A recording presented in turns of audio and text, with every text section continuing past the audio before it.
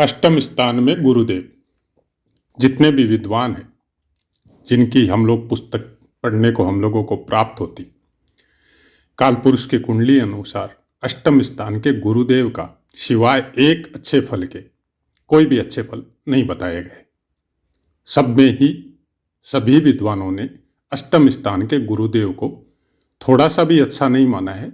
लेकिन हाँ, आयु के विषय में सबने यही कहा है कि ऐसे इंसान दीर्घायु होते हैं। मतलब दीर्घायु का मतलब ये हो गया कि कोई अच्छे फल नहीं है, और इंसान अगर दीर्घायु होता है तो लंबी उम्र तक उस पीड़ा का अनुभव करता है। अब हम लोगों की चर्चा है कन्या लगन की, और कन्या लगन में गुरुदेव चतुर्थेश यानी सुखेश और सप्तमेश दोनों स्थानों का स्वामित्व इनके पास होता है। तो उसके बारे में होरा पाराशर कहती है कि चतुर्थेश अगर आपके अष्टम स्थान में विराजित हो तो आवास के सुख में कमी होती है, माता पिता का सुख भी इतना नहीं मिलता है। तो इसका मतलब ये हो गया कि चतुर्थेश भी अगर अष्टम स्थान में विराजित हो तो लग्नानुसार भी कोई अच्छे फल हम लोगों को होरा पाराशर में लिखे हुए नहीं मिलते। अब बात होती है सप्तमेश की। सप्तमेश अगर अष्टम में हो तो स्त्री सुख में प्रॉब्लम रहती है। तो यहां पर भी कोई अच्छे फल नहीं बताए। मतलब कहने का मतलब ये हो गया, कन्या लगन हो या काल पुरुष की कुंडली अनुसार हो, अगर आपके गुरुदेव अष्टम स्थान में है तो न तो लग्नानुसार न भावानुसार कोई विशेष अच्छे फल आपको देखने को नहीं मिलते। यह है पुस्तकों की बातें। अब अपनी यात्रा को थोड़ा आगे बढ़ाते हैं।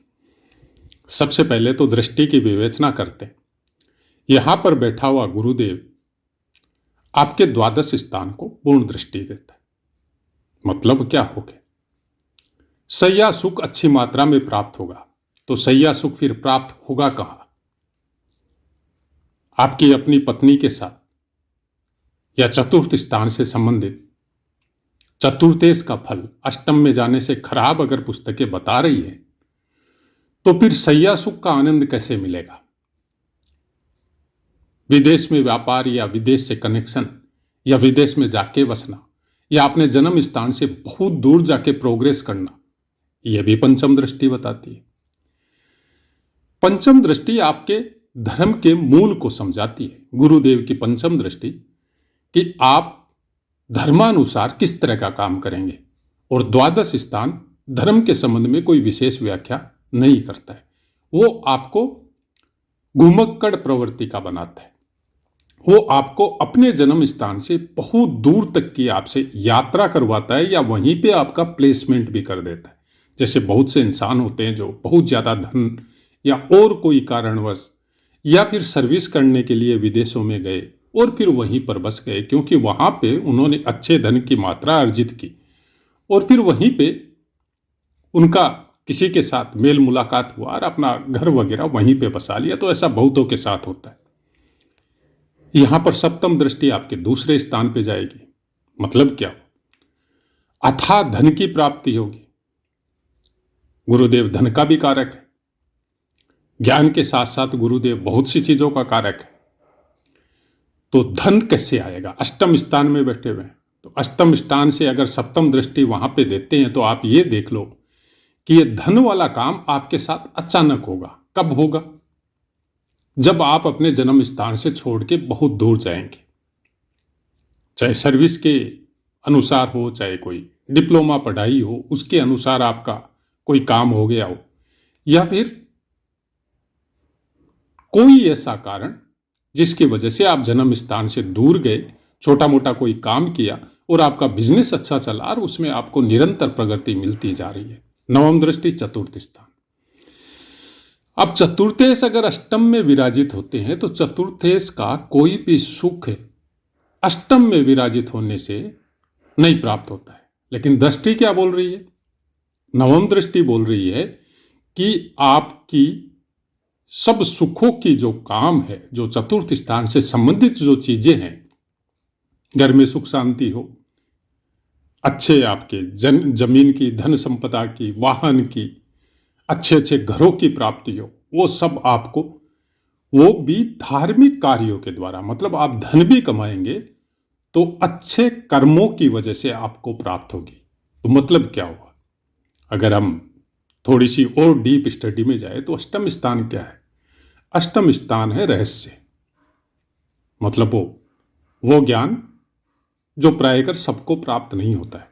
तो आप तांत्रिक हो सकते हैं, मांत्रिक हो सकते हैं, अच्छे ज्योतिषी हो सकते हैं, और ज्योतिषी के विषय में या कथा भागवत के विषय में या कुछ ऐसे, मतलब कोई भी धर्म के जानकार जैसे पंडित हो गया, या और भी कोई धर्म में जो बड़े बड़े हर संप्रदाय में जो बड़ा विद्वान जिनको कुछ पदवी प्राप्त होती है, उस पदवी के अनुसार आपका कहीं पे कोई प्लेसमेंट हो गया, और उसी के अनुसार फिर क्या है कि वो धन की या कोई भी ऐश भोग संसाधनों की या करने की वो समाज या वहाँ पे रहने वाले उनके अनुयायी उनकी व्यवस्था करते हैं। उनके पास कोई चीज़ की कमी होती नहीं है। ऐसा इंसान अगर अपनी स्टडी को थोड़ी रहस्यात्मक करे, कोई भी बात को जब तक उनका काम नहीं हो तब तक उसको संपूर्णतः किसी के सामने ओपन नहीं करे, तो बहुत प्रोग्रेस करता है। ऐसा इंसान जुए सट्टे में भी जा सकता है, लेकिन कुछ चीजें हैं जो नहीं करनी चाहिए। खासकर गुरु अगर अष्टम स्थान में हो तो जुए सट्टे की दौलत गुरुदेव प्रदान नहीं करवाता।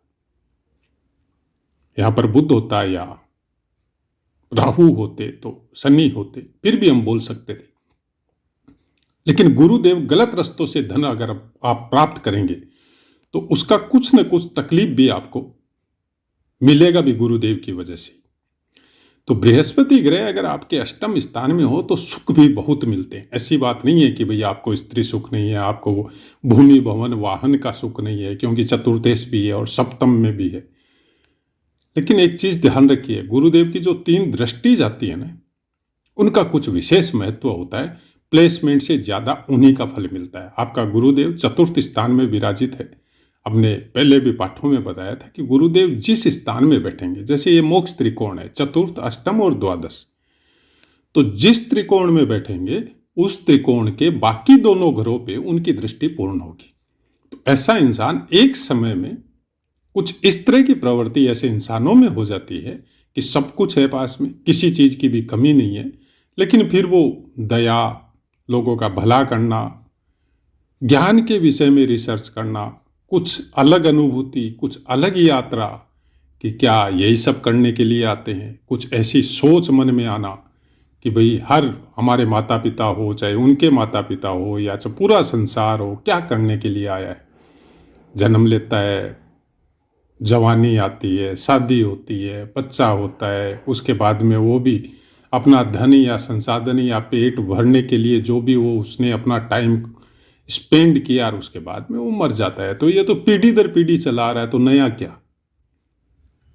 क्या किया, मतलब इस तरह की थिंकिंग हो जाती है। और वो भी डीप थिंकिंग हो जाती है, मतलब दूसरों के सामने बोलता भी नहीं है, अंदर ही अंदर उसके अंदर इस तरह की मंथन शुरू हो जाती है। फिर वो जो बोलते हैं ना कि मौन हो गया इंसान, बहुत कम बोलता है, वो बहुत ज्यादा बोलता है लेकिन वो अंदर में बोलता है, वो खोज रहा है किसी को। जो आध्यात्मिक यात्रा होती है ना इंसानों की, ऐसी ही होती है। तो गुरु जब आपके मोक्ष त्रिकोण में बैठा हो तो ऐसे इंसान एक समय में अपनी आध्यात्मिक यात्रा के विषय में चाहे तो चिंतन करना हो, चाहे उसके ऊपर चलना हो, कुछ न कुछ चीजें ऐसे इंसानों के साथ घटित होती है। एक चीज और होती है कि जैसे इस यात्रा में या ऐसी सोच या ऐसी दृष्टि इनको धीरे धीरे मिलनी चालू होती है तो इनकी कुछ चीजें एक्टिव होती है। मतलब जैसे आने वाले समय का पूर्वाभास होना, किसी को कोई कुछ बोल दिया तो वो घटित हो जाना, किसी चीज पे दृष्टि डालते हैं तो उस दृष्टि की वजह से धीरे धीरे उस चीज का जो अंदर में छुपा हुआ रहस्य है वो भी पता चल जाना। किसी आदमी के विषय में ज्यादा चिंतन करना और उसके विषय में ज्यादा सोचना तो उसकी पूरी जन्म कुंडली उसके सामने उजागर हो जाना कि आदमी कैसा है, किस तरह का है, इसके साथ रिलेशन रखने से किस तरह कैसे होगा। मतलब कुछ इस तरह की शक्तियां गुरुदेव उसको प्रदान करवाता है मोक्ष त्रिकोण में जब ये विराजित होते हैं। ये कुछ बातें पुस्तकों से मिलती है, कुछ बातें आपको एक्सपीरियंस से प्राप्त होती है, जब अलग अलग तरह की कुंडली देखते हैं, कुछ उनसे डीप जुड़ते हैं ना, जब उनसे ये बातें की जाती है, ऐसे इंसानों के आप देखिएगा, आप जब भी आप उनका हाथ देखो ना तो पता चल जाएगा आपको। मतलब मोस्ट प्रोबेबली हाथों में जो भी गुरु को चतुर्थ, अष्टम या द्वादश में लेके बैठा है, मोस्ट प्रोबेबली उनके हाथों में आप देखिएगा कि उनकी पहली अंगुली, जिसको गुरुदेव की अंगुली बोला जाता है, उसके ऊपर वलय होगा, यानी रेखा होगी आड़ी। सीधी रेखा नहीं, आड़ी रेखा होगी। सीधी भी हो सकती है लेकिन आड़ी जरूर मिलेगी, जिसको बोला जाता है गुरु वलय। चाहे कम हो चाहे प्रचुर मात्रा में हो, कुछ न कुछ वहां पे वो रेखा आपको मिलेगी। मतलब ऐसा इंसान इंटरनली धार्मिक होता है। बाहर चाहे दिखावा करो चाहे मत करो, लेकिन अंदर से धार्मिक होता है। हो सकता है गुस्सेल हो सकता है सनकी हो सकता है अपशब्द कहने वाला हो सकता है आपको तुरंत रिप्लाई देने वाला हो, जैसे कोई मतलब नहीं है आपसे, इस तरह की रिप्लाई देने वाला हो, लेकिन अंदर से आपका भला चाहने वाला होता है। अंदर से भगवान को ये बोलता है कि प्रभु मेरा टाइम इसके साथ हम स्पेंड नहीं करना चाहता है, इसलिए इसको हमने गलत आंसर दिया, इसका भला हो, ये सुखी रहे, ये अपनी यात्रा में इसका मंगल हो। इसी तरह की वो दुआ अपनों के साथ, दूसरों के साथ और सबके साथ करेगा। तो जब भी आप देखो कि जिस भी कुंडली में अपने परिवार की हो, बाहर हो, या आप प्रिडिक्शन लेवल में आगे दूसरों की कुंडलियों का अध्ययन कर रहे हैं, तो जैसे ही आपको मोक्ष त्रिकोण में गुरु मिले तो थोड़ा सोच समझ के फिर प्रिडिक्शन कीजिएगा। ये चीज उस जातक के अंदर होगी, और अगर आपने कुछ गलत बोल दिया और उसके मन में आपके प्रति भाव अगर गलत आ गए, तो फिर वो आपका भी नुकसान हो जाएगा, क्योंकि उसने अपने उस ऊर्जा को जागृत कर रखा है जिसके लिए वो नियमित अभ्यास कर रहा है, चाहे वो नाम जप के द्वारा, चाहे मंत्र जप के द्वारा। ऐसे इंसानों की एक खास बात और होती है, जैसे ही वो आध्यात्मिक लाइन में प्रवेश करते हैं, किसी मंत्र का उन्होंने जप चालू कर दिया, नाम चालू कर दिया, तो वो निरंतर जपते रहते हैं अंदर ही अंदर। तो ऐसा है मित्रों, पाठ समझ में आया होगा। अब अपनी वाणी को विराम देते हैं, आपसे आज्ञा लेते हैं। जय माता।